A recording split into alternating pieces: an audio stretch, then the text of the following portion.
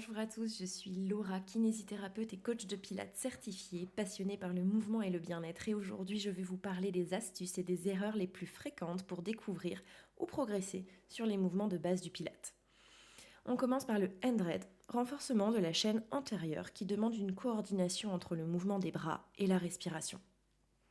On est allongé sur le dos, les deux jambes fléchies, pieds au sol, écartés largeur de bassin. Sur un souffle, on monte une jambe après l'autre en chaise renversée. On inspire, on stabilise, puis sur un prochain souffle, on décolle simultanément la tête, les épaules, les omoplates et les bras du sol, en gardant la nuque longue et des omoplates stabilisées. Si tu ne vois pas de quoi je parle, c'est qu'il faut que tu ailles voir la vidéo sur les bases du Pilates où je te donne toutes les infos pour bien te placer en Pilates et ne pas te faire mal. Une fois qu'on est ici, on inspire, on stabilise et on réalise 5 petits battements de bras sans gonfler le ventre. À l'expiration, on réalise 5 petits battements de bras, toujours en conservant les courbures lombaires naturelles. Les erreurs les plus fréquentes dans ce mouvement, c'est de trop tirer sur la nuque en levant la tête. Fixe un point devant toi pour conserver un bel alignement. Une autre erreur, c'est de creuser le bas du dos, faute d'engagement abdominal. Il faut que tu absorbes le nombril absolument. Il faut l'absorber profondément pour respecter les courbures lombaires naturelles. Tes jambes restent à 90 degrés en chaise renversée avec le même écartement tout le long des cycles respiratoires. Je te conseille ici d'imaginer un ballon de même diamètre entre tes pieds et tes genoux et tu ne dois pas le faire tomber pendant toute la durée de l'exercice. Troisième erreur courante, c'est oublier de respirer correctement. Soit bloquer ta respiration ou accélérer le rythme. Et tu deviens rouge comme une tomate. Pour ce mouvement, il est important de respirer en rythme. Inspire sur 5 battements, expire sur 5 battements. Tu peux évidemment faire plus de battements si ta respiration est plus lente. C'est surtout à ton propre rythme respiratoire et pas celui des autres. Rappelle-toi que c'est un mouvement qui part des épaules et pas des mains. Imagine que tu dribbles en partant des épaules de façon coordonnée. Garde une nuque détendue, les épaules loin des oreilles. Si tu n'y arrives pas, repose la tête sur le tapis pour ne pas te faire mal au cervical et réalise quand même le mouvement des bras. Ce mouvement a plein d'options suivant ton niveau, donc n'hésite pas à les prendre si tu es en difficulté. On privilégie l'engagement et la qualité du mouvement. Il peut aussi bien se faire nuque au sol, puis nuque au sol, un pied au sol, un pied en chaise renversée, ou nuque au sol et les deux pieds en chaise renversée. Rappelle-toi que l'objectif est d'avoir un centre fort, donc ne prends pas tout de suite les options les plus difficiles. Deuxième mouvement que je veux vous parler, c'est le roll-up, renforcement de la chaîne antérieure avec la mobilisation de la colonne vertébrale. On est en position assise pour ce mouvement, assise sur les ischions, les petits os fessiers que l'on ressent sur le tapis. Jambes tendues, écartées largeur de bassin avec les pieds pointés, bassin en neutre. Les bras sont parallèles au sol, écartés largeur et hauteur d'épaule. Sur l'expiration, on bascule le bassin et on fléchit la colonne en forme de C en déroulant vertèbre après vertèbre. Inspire, amène les bras à hauteur des joues, bassin en neutre toujours, puis souffle, amène les bras en avant des épaules et lève la tête pour enrouler la colonne vertèbre après vertèbre. Les bras reviennent simultanément vers l'avant, inspire et retrouve la position initiale. Les erreurs les plus courantes pour ce mouvement, c'est d'enfoncer le menton dans la poitrine. Au contraire, cherche l'allongement de la nuque et regarde devant toi en fixant un point. La deuxième erreur courante, c'est de laisser les pieds se décoller du sol. Cherche l'ancrage de tes talons comme s'ils étaient collés avec de la superglue dans le sol. Et enfin, vouloir aller trop vite et sauter les étapes de l'enroulement de la colonne en donnant un à-coup. Si tu as besoin d'un à-coup pour remonter, c'est que tu n'as pas encore la force abdominale nécessaire. Tu peux utiliser un élastique, par exemple, pour t'aider à contrôler la descente et la remontée. L'élastique est vraiment une aide pour toi, donc plus tu mets tes mains proches de tes pieds sur l'élastique, plus tu vas avoir de la résistance, donc plus ça va t'aider. Si c'est encore trop dur, privilégie la qualité du mouvement en descendant le plus bas possible, mais en remontant du coup sans dérouler la colonne en entier sur le tapis. Et ainsi tu ne remonteras pas du coup avec un à-coup. Mes astuces pour ce mouvement, c'est d'activer le transverse en premier. Donc le transverse, je répète, c'est ton muscle le plus profond de la sangle abdominale. Tu l'actives en premier avant même d'initier le mouvement pour dérouler et enrouler la colonne vertèbre après vertèbre. Maintiens les jambes bien allongées en contractant volontairement les quadriceps et tes talons bien au sol en essayant de les planter dans le sol. Si c'est encore trop dur, tu peux aussi fléchir les genoux pour placer tes pieds à plat, ce sera plus facile de remonter. Sinon, tu utilises l'élastique comme je t'ai montré juste avant. Troisième mouvement que je voulais vous parler, c'est le shoulder bridge. Mobilisation de la colonne vertébrale et renforcement de la chaîne postérieure.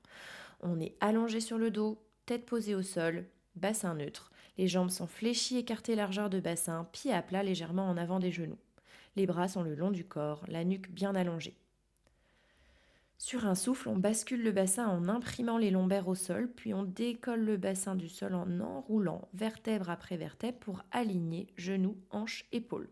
On inspire, on stabilise le bassin dans cette position et on lève simultanément les bras autour des joues. On souffle, on déroule la colonne dans l'autre sens, vertèbre après vertèbre en gardant les bras aux joues. On inspire, on stabilise au sol le bassin neutre et on repose les bras le long du corps. Les erreurs pour ce mouvement, c'est de vouloir monter d'un bloc les fesses au ciel. Ici, il faut bien enrouler la colonne vertèbre après vertèbre. C'est un travail de mobilisation de la colonne en activant la sangle abdominale en profondeur. Donc ne néglige pas le fait d'enrouler et de dérouler vertèbre après vertèbre. La deuxième erreur, c'est de vouloir laisser les genoux s'ouvrir sur l'extérieur ou l'intérieur. Si tu perds ton ancrage des pieds au sol et que tu laisses tes genoux partir sur l'extérieur ou l'intérieur, tu seras moins efficace dans ton mouvement et tu pourrais en plus te risquer de te faire mal. Puis enfin, troisième erreur, c'est de vouloir trop pousser sur les pieds en négligeant du coup le travail des fessiers. L'ancrage est évidemment important, mais il ne doit pas remplacer l'activation des fessiers et de la sangle abdominale. C'est juste une aide à l'activation. Pour ce mouvement, je te conseille alors d'engager les fessiers et les ischio-jambiers une fois que ton centre est bien activé pour pouvoir enrouler la colonne vertèbre après vertèbre et ensuite lever les hanches et les garder alignées à tes genoux et tes épaules. Concentre-toi davantage pour ressentir que chaque vertèbre se dépose sur le tapis l'une après l'autre. Plus tu mets de l'intention dans le mouvement, plus c'est facile de l'exécuter et plus c'est efficace. Enfin, je te conseille de bien garder les genoux alignés avec les hanches et les pieds. Imagine ce ballon imaginaire entre tes genoux et tes pieds pour conserver les mêmes amplitudes et pouvoir bien t'ancrer dans le sol et ne pas faire de compensation.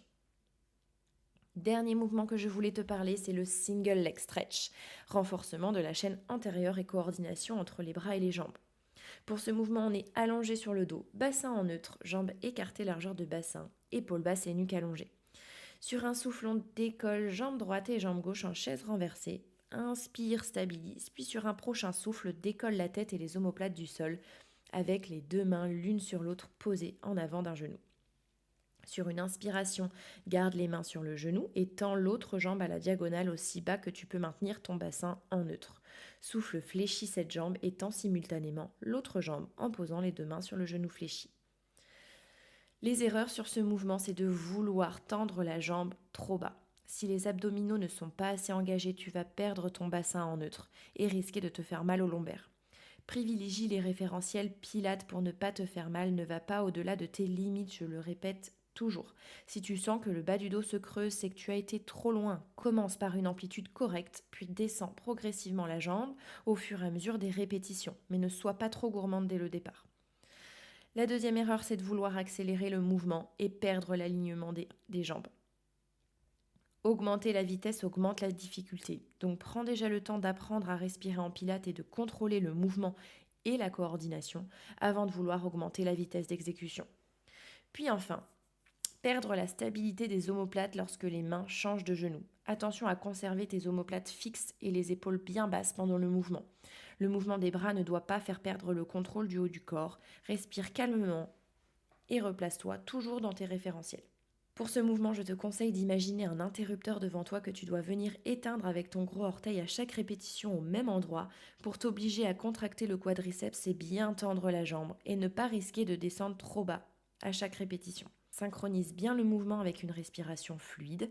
Commence déjà par une respiration lente pour comprendre le mouvement et rester dans les référentiels.